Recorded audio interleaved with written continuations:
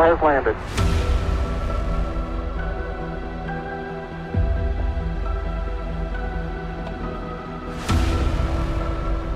Seveda smo veseli, da je uspel tale kamen priti tudi do Slovenije po vsem tem času, po vseh teh 50 letih. Je priložnost, da se nekako ozremo nazaj v zgodovino, istočasno pa tudi gledamo v prihodnost, kako še več takšnih raziskav uspešno izvajati v prihodnje. Mi smo v Sloveniji zaznali nekje 40 podjetij in inštitucij.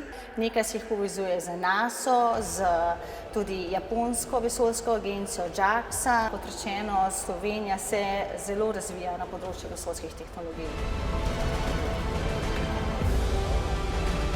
Da bi še več naših mladih ljudi predvsem inspirirali, da sežejo po zvezdah, ker na takšen način bodo potem sposobni delati tudi večje korake v svojem življenju. To trenutno tej ekipi, ki deluje, zelo dobro uspeva. Imajo zelo dober smisel, posluh, izbirajo prave stvari in mislim, da so na dobri poti. Ko postavimo skupaj vse to, kar imamo v teh 4 občinah, je ta kamen z Lune še samo en kamenček v to našo celotno zgodbo, ki bo v bistvu še bolj prepričal obiskovalce, da bodo našo destinacijo raje obiskovali.